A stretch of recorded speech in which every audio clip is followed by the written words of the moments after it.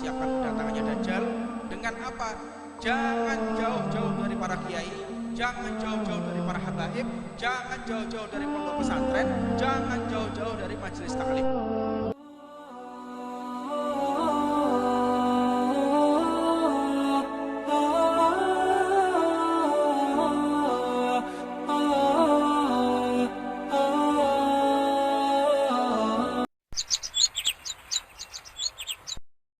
Bismillahirrahmanirrahim.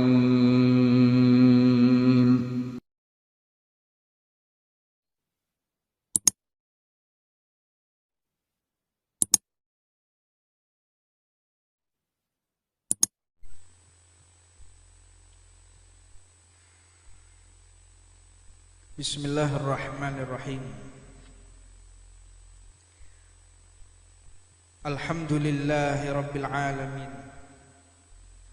Wassalatu wassalamu ala asrafil anbiya'i wal mursalin Sayyidina wa maulana Muhammadin wa ala alihi wa sahbihi wa man tabi'ahu bi ihsanin ila yaumiddin. Subhanaka la ilma lana illa ma 'allamtana innaka antal alimul hakim. Rabbi israh li sadri wa yassir amri wahlul 'uqdatam min lisani yafqahu qawli. Assalamualaikum warahmatullahi wabarakatuh. Alhamdulillah, doa kita terjawab. Minggu ini kita bisa melaksanakan pengajian. Mudah-mudahan seterusnya diberi kemudahan oleh Allah sehingga kita bisa istiqomah sampai ajal menjemput kita.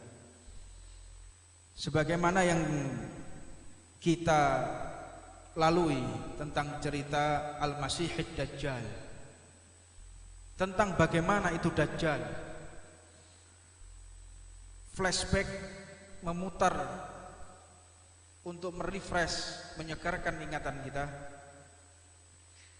bahwa sahabat ini terdampar di satu pulau dan akhirnya bertemu dengan Dajjal. Ketika bertemu dengan Dajjal, yang sebelumnya bertemu dengan Al-Jasasah atau Jud wa Ma'jud, maka ketika ditemui oleh calon Damim Ad-Dari, jadi calon pada saat calon sahabat Nabi, belum Islam, karena calon sahabat Nabi pada saat itu, pada akhirnya beliau akan berikrar syahadat di hadapan Rasulullah. Beliau beragama Nasrani, beragama Kristen. Maka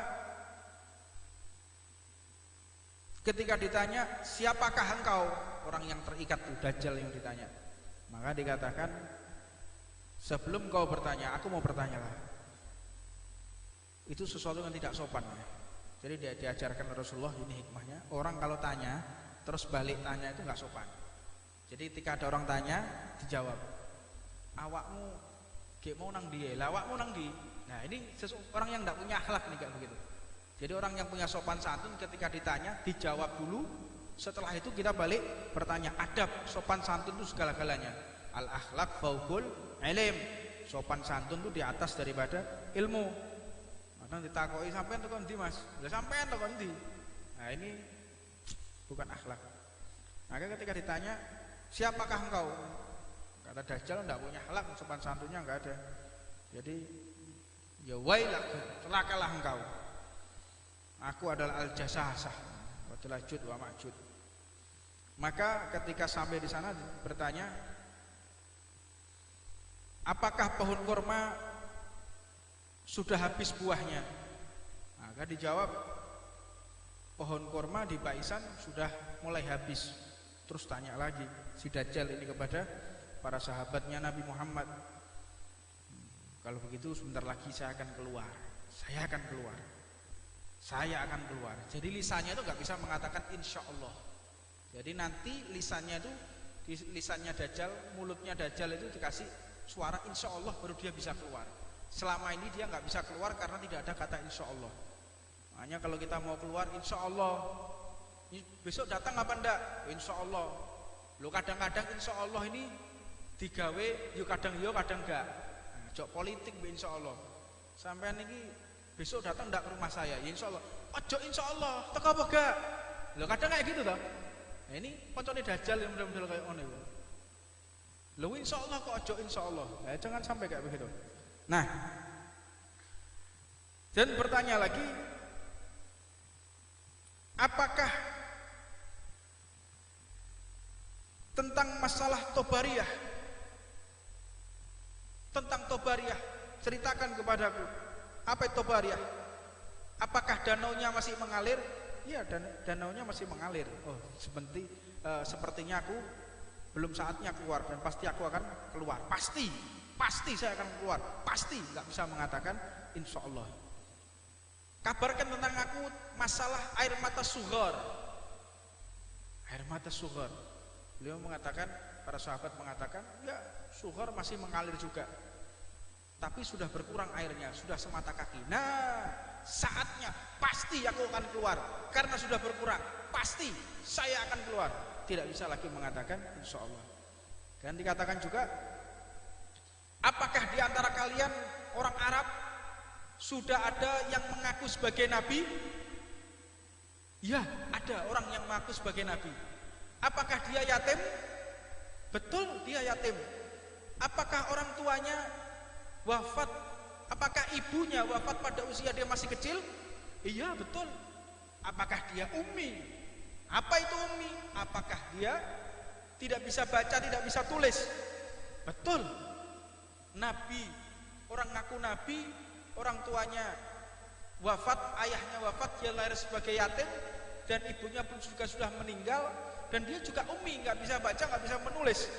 Kata Dajjal, ini nabi yang aku tunggu, karena tidak ada nabi setelah ini. Lo Dajjal lo ngerti? Dajjal itu mengakui tidak ada nabi setelah Nabi Muhammad, nggak ada. Makanya leono uwong terus percaya ada nabi setelah Nabi Muhammad, ngeluai Dajjal. Nabi, tidak ada nabi setelah la nabiyya ba'dah, tidak ada nabi setelah baginda Nabi Muhammad sallallahu alaihi wasallam. Maka dikatakan juga, apakah dia berpindah dari Mekah menuju Yastrib? Apakah dia berpindah dari Mekah menuju Yastrib? Apa Yastrib itu? Maka di satu riwayat Rasulullah mengatakan, hadza Yastrib, hadza Yastrib, ini adalah Yastrib, ini adalah Yastrib, ini adalah Madinah Al-Munawwarah. Mudah-mudahan kita bisa berkunjung dengan Nabi Muhammad sallallahu alaihi wasallam. Maka Dajjal mengatakan, dia akan sukses, dia akan membuat aku sulit dengan banyaknya umat yang akan masuk ke dalam agamanya. Seluruh umat Islam akan berada di setiap sudut belahan dunia. Dan Islam ini adalah agama, satu-satunya agama yang berkembangnya tanpa ada campur tangan pemerintahan, yang berkembangnya tanpa ada campur tangan harta yang melimpah, berkembangnya Islam ini tanpa campur tangan kekuasaan atau raja-raja. Apa sebab? Kalau di Persia itu ada Raja Cyrus, orang Majusi, ditopang oleh rajanya, ditopang oleh tentaranya raja. Tapi kalau Islam tidak, berkembang dengan damai, berkembang dengan sendirinya. Di Roma dengan raja Romanya. Makanya ketika Islam keluar lalu masuk ke Indonesia tanpa ada peperangan, tanpa ada caci maki, ini memang thariqah daripada Nabi Muhammad SAW. Karena memang Islam ini tidak bisa disebarkan melalui emosi. Islam ini didakwahkan, disebarkan melalui nafsu, tidak akan bisa. Jadi kalau orang mau menyebarkan Islam menggunakan nafsu, menggunakan emosi, nggak akan dapat ya. Adapun kemarahan-kemarahan para sahabat dikatakan engkau tidak akan bisa dihitung pahala oleh Allah jika engkau membunuh lawanmu dengan nafsu. Ini dalam keadaan perang, harap, sidatul khauf, betul-betul berkecamuk, perang ketika membunuh lawannya menggunakan nafsu, menggunakan emosi, maka engkau akan celaka, kata Rasulullah. Engkau tidak akan mendapatkan apa-apa. Bahkan orang yang mati syahid, orang yang mati di medan peperangan membela agama Allah dengan tujuannya adalah untuk mencari kedudukan, maka dia tidak akan mendapatkan apapun. Orang perang sudah jelas-jelas perang, ngangkat senjata perang, tapi tujuannya bukan untuk membela Allah, tujuannya untuk balas dendam, maka engkau tetap tidak akan mendapatkan pahala jihad di jalan Allah Subhanahu wa taala. Jadi peperangan pun itu tidak boleh emosi. Kita perang enggak boleh emosi. Perang enggak boleh bernafsu. Perang pun menggunakan kasih sayang. Wa ma arsalnaka ila rahmatan lil alamin. Rasulullah itu perang menggunakan kasih sayang. Membunuh orang pun menggunakan kasih sayang. Bayangkan, membunuh orang itu menggunakan kasih sayang. Apa yang dimaksud? Ketika membunuh kafir harbi, yang membunuh, yang ingin merusak agama Allah, beliau itu bersedih. Ya Allah, kenapa orang yang aku bunuh ini tidak menjadi orang yang dapat syafaatku? Kenapa dia harus mati dalam keadaan kafir? Inilah ajaran Nabi Muhammad. Jadi tidak ada satupun emosi Rasulullah, tidak ada satupun ketika menyebarkan agama menggunakan nafsu, tidak ada. Wa ma yantiqu anil hawa in huwa illa wahyun yuha. Tidak ada ucapan Nabi Muhammad ini yang menggunakan nafsu. Marahnya pun bukan nafsu. Karena marahnya Rasulullah, fa idza duyi'a haqqallahi lam yakum ahadun li ghadabih. Marahnya Rasulullah itu sesuai dengan peraturan Allah Subhanahu wa taala. Fa idza duyi'a haqqallah, jika sudah yang diganggu adalah haknya Allah, lam yakum ahadun li ghadabih. Tidak ada satupun orang yang dapat menjumpai atau menghadapi daripada marahnya Nabi Muhammad SAW. Adapun marah itu karena kasih sayang. Khawatir jika tidak aku marahi, dia nanti akan keluar dari syariat, dia nanti akan berbuat bid'ah, dia nanti akan berbuat pengharaman, dia nanti akan berbuat sesuatu yang tidak diridhoi oleh Allah. Ini marahnya karena cinta kepada umatnya, cinta kepada semua orang. Jadi tidak ada satupun langkah Nabi Muhammad yang tidak menggunakan kasih sayang. Semuanya mendapatkan kasih sayangnya Rasulullah, dan penghormatan Rasulullah ini luar biasa. Ya, Rasulullah menghormati siapapun, bahkan orang yang beragama Kristen sekalipun, orang yang beragama Majusi sekalipun. Pernah suatu ketika ada orang Kristen meninggal. Orang Kristen ini meninggal, maka Nabi Muhammad pun bangkit dari tempat duduknya, berdiri. Rasulullah berdiri dan menghormati jenazah tersebut, mayat tersebut yang lewat. Orang mati Kristen lewat, Rasulullah berdiri karena mereka lagi berdiri membawa jenazah keluar. Orang-orang Kristen lagi kumpul bawa jenazah temannya lewat, Nabi Muhammad berdiri.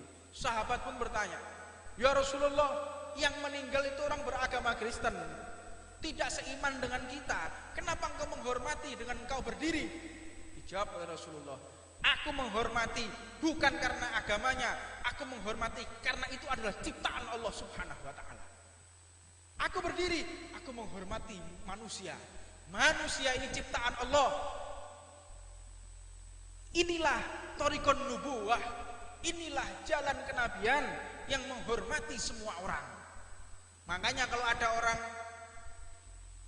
mengaku Islam tidak menghormati orang lain, dia tidak sesuai dengan ajaran Nabi Muhammad. Ajaran Nabi Muhammad menghormati semua orang. Jangankan berbeda madhab, berbeda agama pun dihormati oleh Rasulullah. Ini kadang orang buka majelis taklim, buka majelis-majelis tidak dihormati, kadang dicaci maki. Ini siapa ini yang dicontoh yang seperti ini? Laki-laki membuat akun di media sosial menghina para ulama. Iya kan? Ini ulama-ulama yang suka mengajarkan bid'ah. Ini ulama-ulama yang suka mengajarkan kesyirikan. Ajaran siapa yang kau gunakan? Nabi Muhammad orang kafir tuh dihormati. Lah apalagi orang yang sesama iman, sholat 5 waktu, mengeluarkan zakat, puasa bulan Ramadan, haji dan umroh, engkau caci maki karena berbeda pemahaman, karena berbeda madhab, karena berbeda pemikiran, engkau caci maki mereka. Kembalilah kepada Allah, kembalilah kepada Nabi Muhammad SAW. Ajaran ini ajaran yang penuh kasih sayang, tidak ada caci maki. Wa ma arsalnaka illa rahmatan lil alamin. Engkau ulangi 1000 kali, wa ma arsalnaka illa rahmatan lil alamin. Ayat yang kau baca, Quran yang kau baca, kecuali aku sudah memasukinya dalam kurun waktu 40 malam, kecuali Mekah dan Thaibah. Rasulullah juga mengatakan hadza Thaibah, hadza Thaibah, itu Mekah, yaitu Madinah Al-Munawwarah. Jadi Dajjal ini tidak bisa masuk tanah Mekah dan tanah Madinah. Jadi mana yang dimaksud Mekah itu? Mekah itu ya sekelilingnya Masjidil Haram itu Mekah. Di luarnya itu bukan Mekah Tower Zam-Zam, bukan Mekah itu. Yang dimaksud Mekah itu Masjidil Haram, Madinah Al-Munawwarah. Madinah yang dimaksud ya Masjid Nabawi itu. Di luar Masjid Nabawi bukan itu yang dimaksud. Yang dimaksud adalah tanah Mekah, tanah Masjidil Haram. Di Madinah yaitu adalah sekeliling daripada Masjid Nabawi. Maka kata Dajjal, aku akan masuk ke dalam semua negeri kecuali Mekah dan Thaibah. Maka ketika Rasulullah menceritakan hal ini, Sayyidah Fatimah mengatakan, maka Rasulullah pun mengambil tongkatnya dan memukul-mukul. Ketika itu pada di Madinah, dipukul-pukul Rasulullah. Blok, dek, dek sampai 3 kali, hadza Thaibah, hadza Thaibah, yang tidak akan bisa dimasuki oleh Dajjal. Maka Rasulullah pun mengatakan, ala innahu fil bahri Syam au bahri Yamanin, la bal fi kibalil masyriq ma huwa min kibalil masyriq ma huwa min kibalil masyriq ma huwa wa'au biyadi ilal masyriq. Dajjal itu tempatnya ada di, Dajjal itu berada di daerah Yaman. Oh tidak, bukan di Yaman, kata Rasulullah. Bahkan Dajjal ini berada di timur. Oh tidak, bukan di timur, bukan di timur Dajjal. Dajjal ini dari arah timur. Oh tidak juga, tidak. Ini cuma Rasulullah. Dajjal ini berangkat dari ditunjuk tongkatnya Rasulullah. Kalau kita melihatnya berarti ini di daerah antara benua Hindia. Kalau petunjuk arah ya, utara selatan, beliau mengarah ke tenggara, berarti ini di tengah-tengah benua Hindia. Di tengah situ ada yang namanya pulau kecil, disitulah tempat Dajjal yang tersembunyi. Dan ini diriwayatkan di dalam Imam Muslim meriwayatkan di dalam sahihnya Kitabul Fitan wa Asyrati Sya'ah, dalam kitabnya Asyrati Sya'ah Al-Jasasah, di dalam bab masalah Al-Jasasah juz 4 di dalam hadis 2261. Nah, insyaallah kalau tidak salah atau 2942, wallahu a'lam. Maka kita harus mempersiapkan kedatangannya Dajjal dengan apa? Jangan jauh-jauh dari para kiai, jangan jauh-jauh dari para habaib, jangan jauh-jauh dari pondok pesantren, jangan jauh-jauh dari majelis ta'lim. Mudah-mudahan Allah Subhanahu wa taala mendekatkan kita dengan majelis ta'lim. Dan jangan sendirian, ajak teman kita, ajak saudara kita, ajak orang tua kita, ajak anak kita. Kita ramaikan majelis ta'lim, karena ini yang dikhawatirkan dan bisa melawan Dajjal ya majelis ta'lim. Majelis taklim bukan toko, bukan pasar, bukan. Majelis taklim ini yang menjadi kekuatan Islam. Mudah-mudahan kita diberi istiqomah oleh Allah Subhanahu wa taala. Rabbana atina fid dunya hasanah wa fil akhirati hasanah wa qina adzabannar. Wa 'alamana wa sayyidi habib marsalibun hafidh bil hadratin nabi Muhammadin sallallahu alaihi wasallam. Al-Fatihah.